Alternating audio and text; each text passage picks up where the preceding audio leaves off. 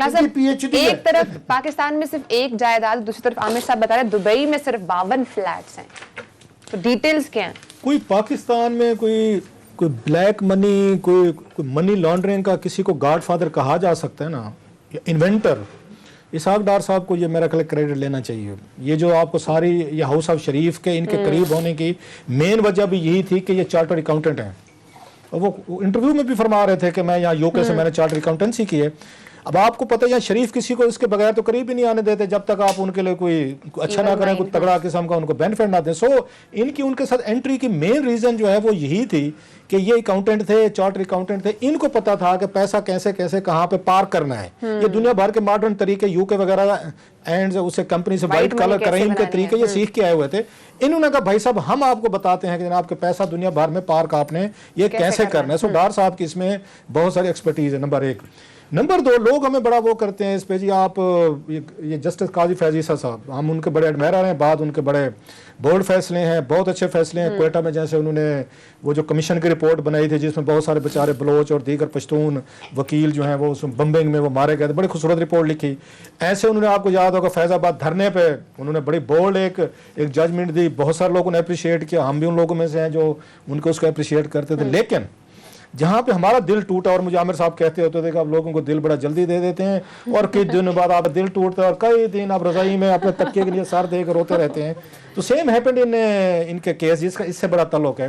वो केस था जब हुदैबिया आया ना, हुदैबिया स्कैंडल आया। वो हुदैबिया स्कैंडल एक कहते हैं ना close and short and close case कहते हैं सर, वो था कि इसमें हाउस ऑफ शरीफ की मनी लॉन्ड्रिंग की पूरे उसके कन्फेशन स्टेटमेंट जो हैं एविडेंसेस के साथ डार साहब ने नैब को दिए थे।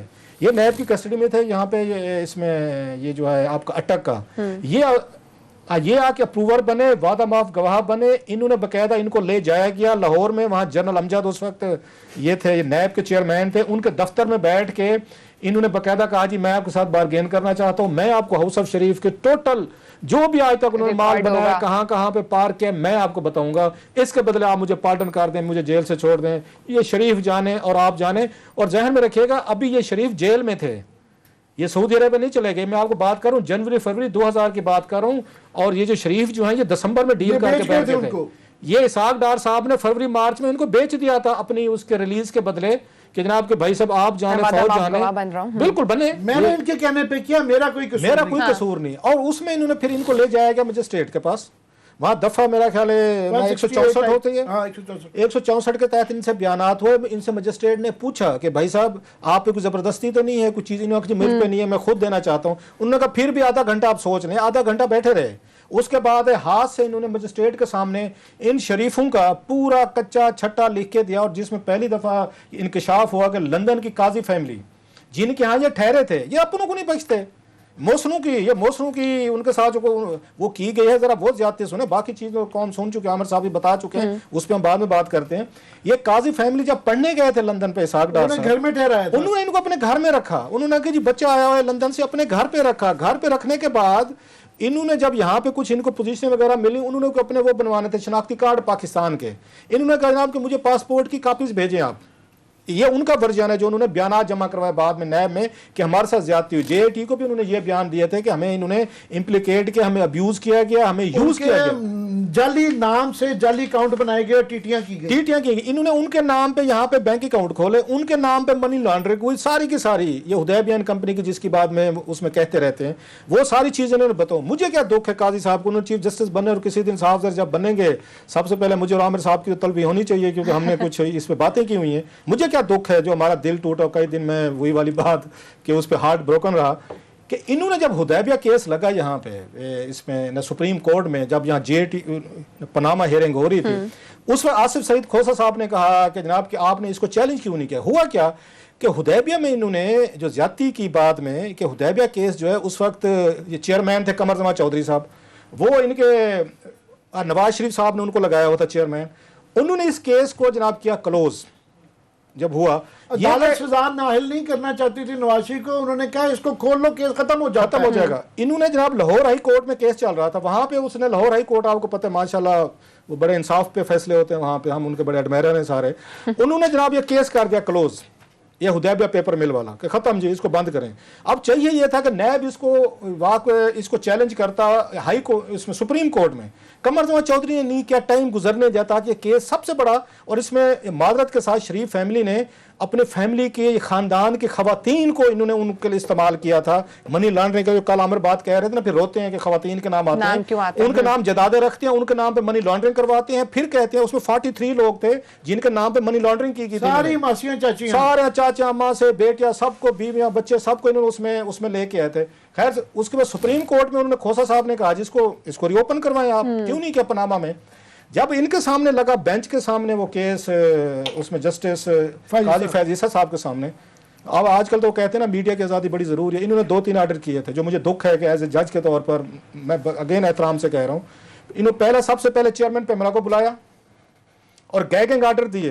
गैग ऑर्डर की कोई इस पे बहस नहीं कर सकता। जाएं, पेमरा को कहा कि जाएं और ऑर्डर करें तमाम टीवी चैनल को, कोई जब तक ये केस हम सुन रहे हैं कोई इसके मेरिट डिमेरिट पे बात नहीं करेगा। किसी को जुर्रत नहीं होनी चाहिए कि एक लफ्ज भी कहे इसका कि ये केस क्या था, क्यों था, शरीफ फैमिली ने क्या, ये बिल्कुल नहीं करना। और जो करे जाएं उसके खिलाफ कार्रवाई करें। सो मीडिया को पहले खामोश करा दिया गया। उसके बाद उन्होंने 2-3 दफा उसने आगे रेफरेंस दिया उसका, ये उन्होंने कहा इसका, आपको याद हो जस्टिस आसिफ सईद खोसा का, उन्होंने 3 दफा डांट दिया और चौथी दफा कहा कि अगर आपने रेफरेंस दिया तो मैं आपको तौहीन अदालत कर दूंगा। साथ में उन्होंने केस को क्लोज किया काजी फैज ईसा साहब ने कि पाकिस्तानी कौम के बिलियंस ऑफ रुपीस की मनी लॉन्ड्रिंग है। इसहाक डार का कन्फेशन स्टेटमेंट, टेक्निकल ग्राउंड, उन्होंने कहा जी टाइम बार हो गया, हमारे पैसे लूट के ले जाओ, हमारे पैसे ले जाएं, मनी लॉन्ड्रिंग कर लें, माल बनाएं, खाएं पिएं, आपको इजाजत टेक्निकल बुनियादों पे जनाब के ये टाइम बार हो गया है।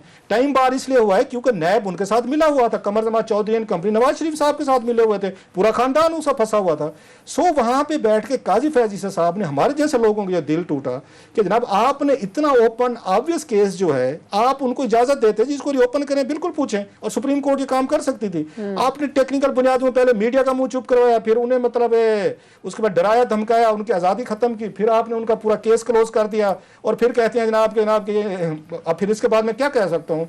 ये जरूर है चीफ जस्टिस बनने के तो मेरा ख्याल हमें बुलाना चाहिए उन्हें कुछ ना किसी केस में, क्योंकि हम वहद लोग मैं चाहूंगा तो उनकी सर इज्जत करता हूँ। अच्छा मैं भी इज्जत करता हूँ, इसमें इज्जत को खुदा ना खास्ता। मैंने मुझे ये बताया अमर भी लास्ट अगर फैजाबाद धरने पे जो सबसे ज्यादा उसमें स्टैब्लिशमेंट जिसके लिए हमारी आर्मी स्टैब्लिशमेंट सबसे ज्यादा आज तक हाल्ट है, अगर हमने उस मामले पे हमने काजी फैज ईसा साहब का साथ दिया, आज दे रहे हैं, आज हम कह रहे हैं कि वो जजमेंट उनकी बड़ी बहुत अच्छी थी, बोल्ड थी, अच्छी लिखी, तो जहां पे उनकी बात है करने सर मैं पेश हो जाऊंगा, सर माफी मांग लूंगा जाके अदालत से, जज से माफी मांगने में कौन सा मसला। मेरा ख्याल ब्रेक के पर जाना है, ब्रेक के बाद इंटरव्यू में भी बात करेंगे, उसके स्टूडेंट बात करेंगे। वफाकी काबीना में पंजाब हुकूमत पर काफी तनकीद की गई कि जो मुल्तान का जलसा था उसको सही तरीके से हैंडल नहीं किया गया।